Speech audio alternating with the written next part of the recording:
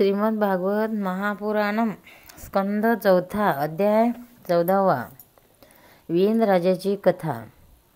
मैत्रेय म्हणतात, वीरवर विदुरा सर्व लोकांचे कल्याण इच्छिणाऱ्या भृगु आदी मुनींनी पाहिले की अंग निघून गेल्यानंतर पृथ्वीचे रक्षण करणारा कोणी राहिला नाही. त्यामुळे सर्व लोक पशुप्रमाणे उच्छृंखल होऊ लागले आहेत. तेव्हा त्यांनी माता सुनीतीच्या संमतीने मंत्रेची संमती नसतानाही वीणाला पृथ्वीचा राज्याभिषेक केला. वीण फारच कठोर प्रशासक होता. चोर डाकूंनी जेव्हा ऐकले की तोच राजसिंहासनावर बसला आहे, तेव्हा सापामुळे भेलेल्या उंदीराप्रमाणे ते सर्वजण लगेच इकडे तिकडे जाऊन लपून राहिले. राज्य मिळाल्याबरोबर वीण आठही लोकपालाचे सामर्थ्य मिळाल्यामुळे उन्नत झाला आणि अभिमानाने स्वतःला सर्वश्रेष्ठ समजून महापुरुषाचा अपमान करू लागला. तो ऐश्वर्यमदाने आंधळा झाला आणि रथात बसून निरंकुश हत्तीप्रमाणे पृथ्वी आणि आकाशाच्या जणू थरकाप उडवीत सगळीकडे संचार करू लागला. कोणत्याही त्रैवर्णिकाने कधीही कोणत्याही प्रकारचा यज्ञ, दान आणि हवन करू नये आणि आपल्या राज्यात दवंडी पिटवून त्याने सर्व धर्म कर्म बंद केली. दुष्ट वीणाचा असा अत्याचार पाहून मुनी एकत्र आले आणि जगावर संकट आल्याचे समजून करुणेने आपापसात म्हणू लागले, अहो, जसे दोन्ही बाजूंनी जळणाऱ्या लाकडाच्या मध्ये राहणारे जीव संकटात सापडतात, त्याचप्रमाणे यावेळी सगळी प्रजा एकीकडून राजाच्या आणि दुसरीकडून चोर डाकूंच्या अत्याचाराने मोठ्या संकटात सापडली आहे. अजारक माजेल या भीतीनेच आम्ही अयोग्य असूनसुद्धा वीणाला राजा बनविले, परंतु आता त्याच्यापासूनच प्रजेला भय निर्माण झाले आहे. अशा अवस्थेत प्रजेला कसे सुख मिळणार? सुनीतीच्या कुशीतून उत्पन्न झालेला हा वीण स्वभावातच दुष्ट आहे. म्हणून सापाला दूध पाजल्याप्रमाणे याचे पालन करणे हे पालनकर्त्याचेच अनर्थाला कारण झाले आहे. आम्ही याला प्रजेचे रक्षण करण्यासाठी नियुक्त केले होते आणि आज हाच यांना नष्ट करण्यास सज्ज झाला आहे. अशा वेळी आम्ही त्याला आवश्यक समजविणे पाहिजे. अशा रीतीने आपले कर्तव्य केल्याने याने केलेल्या पापाचा आम्हाला स्पर्श होणार नाही. आम्ही जाणून बुजूनच दुराचारी वीणाला राजा केले होते, परंतु जर समजल्यानंतरही याने आमचे म्हणणे मानले नाही, तर लोकांच्या धिक्काराने दग्न झालेल्या या दुष्टाला आम्ही आपल्या तेजाने भस्म करून टाकू. असा विचार करून मुनी वीणाजवळ गेले आणि आपला क्रोध लपवून गोड बोलून समजवीत त्याला म्हणू लागले. मुनी म्हणाले, राजन, आम्ही आता तुला जे सांगतो त्याच्याकडे लक्ष दे. त्यामुळे तुझे आयुष्य, ऐश्वर्य, बल आणि कीर्ती वृद्धिंगत होईल. मनुष्याने मन, वाणी, शरीर आणि बुद्धीने धर्माचे आचरण केले तर त्याला स्वर्गादी शोकरहित लोकांची प्राप्ती होते आणि जर त्याचा निष्काम भाव असेल तर तोच धर्म त्याला अनंत मोक्षपदावर पोचवितो. म्हणून वीरवर प्रजेच्या कल्याणरूप तो धर्म आपल्यामुळे नष्ट होता कामा नये. धर्म नष्ट झाल्याने राजासुद्धा ऐश्वर्यापासून च्युत होतो. तो राजा दुष्ट मंत्री आणि चोर इत्यादींपासून आपल्या प्रजेचे रक्षण करून योग्य कर घेतो. तो या लोकांत आणि परलोकात सुख मिळवतो. हे महाभाग, ज्याच्या राज्यामध्ये किंवा नगरामध्ये वर्णाश्रम धर्माचे पालन करणारे पुरुष स्वधर्म पालनाच्या द्वारे भगवान यज्ञपुरुषाची आराधना करतात, त्या आपल्या आज्ञेचे पालन करणाऱ्या राजावर भगवान प्रसन्न असतात, कारण तेच साऱ्या विश्वाचा आत्मा आणि सर्व भूतांचे रक्षण करते आहेत. राजाचेही ईश्वर प्रसन्न झाल्यावर कोणतीच वस्तू दुर्लभ असत नाही. म्हणूनच इंद्रादी लोकपालासहित सर्व लोक त्यांना मोठ्या आदराने पूजा उपहार समर्पण करतात. राजन भगवान श्रीकृष्ण श्रीहरी सर्व लोकपाल आणि यज्ञाचे नियामक आहेत. ते वेदत्रयी रूप, द्रव्यरूप आणि तपस्वरूप आहेत. म्हणून आपले जे देशवासी आपल्या उन्नतीसाठीच अनेक प्रकारच्या यज्ञांनी भगवंताचे यजन करतात. त्यांना अनुकूलच आपण राहिले पाहिजे.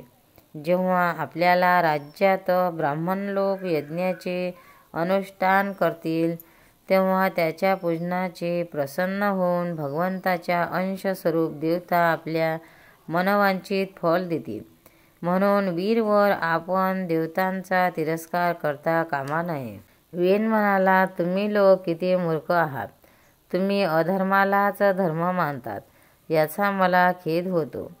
जे तुम्ही तुमचा जीवननिर्वाह चालवणाऱ्या मला साक्षात पतीला सोडून कोणत्या तरी दुसऱ्या जारपतीच्या नादी लागला आहात.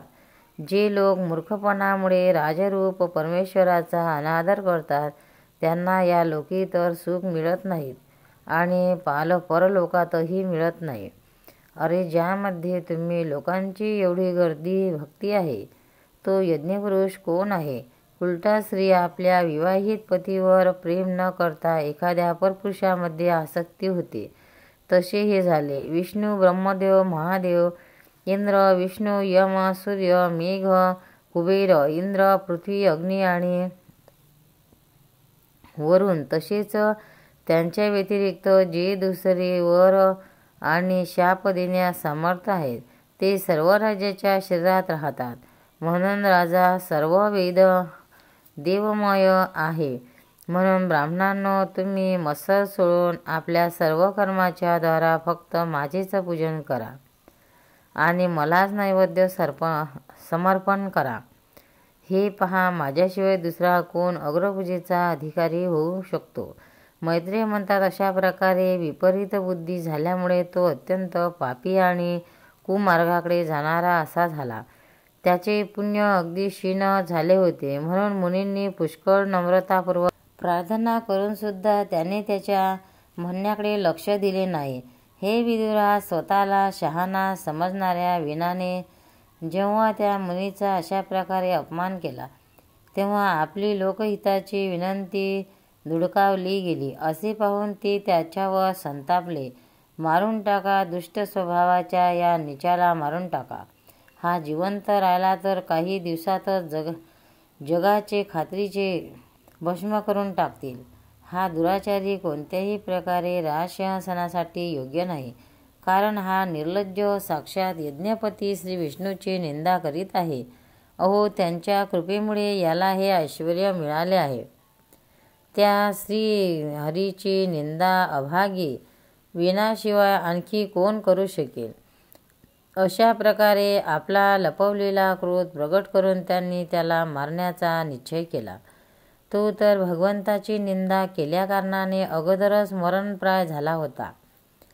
म्हणून केवळ हुंकारानेच त्यांनी त्याला मारले. जेव्हा मुनी आपल्या आश्रमाकडे गेले तेव्हा इकडे वेन ची शोकाकुल माता सुनीता मंत्र सामर्थ्याने तसेच अन्य युक्तीने आपल्या पुत्राच्या शवाचे रक्षण करू लागली. एक दिवस ते मुनी सरस्वतीच्या पवित्र जलात स्नान करून अग्निधावन करून नदीच्या तीरावर बसून हरिकथा करीत होते. त्या दिवसात लोकांमध्ये हाहाकार माजवणाऱ्या पुष्कळशा घटना घडत आहेत. असे पाहून ते आपापसात म्हणू लागले, आजकाल पृथ्वीचा रक्षणकर्ता कोणी राहिलेला नाही. म्हणून चोर डाकूमुळे काही अशुभ तर होणार नाही ना?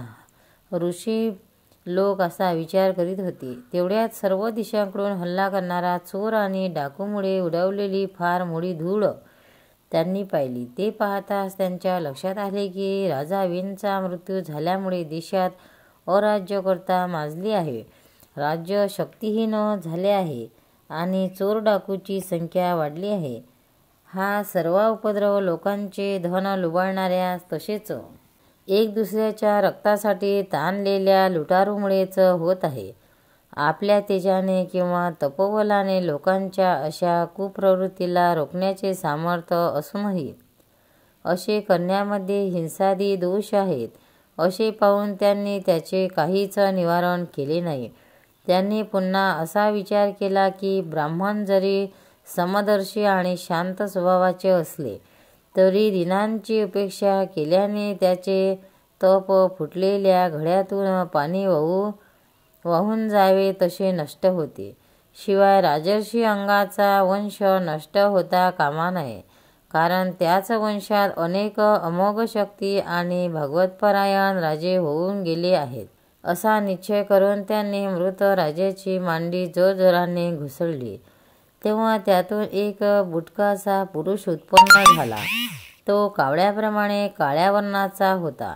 त्याचे सर्व अंग, विशेषतः हात फारच लहान होते. जबडे पुष्कळ मोठे, पाय लहान, नाक चपटे, डोळे लाल आणि केस तांबूस रंगाचे होते. त्याने मोठ्या दीनतेने आणि नम्रतेने विचारले की मी काय करू. तेव्हा ऋषी म्हणाले, निषेध बस, म्हणून त्याला निषाद म्हणू लागले. त्याने जन्माला येताच राजा विंची भयंकर पापे आपल्या शिरावर घेतली म्हणून त्याने वंशज निष्पाद हे सुद्धा हिंसा, लुटमार इत्यादी पापकर्मामध्ये व्यंग असतात.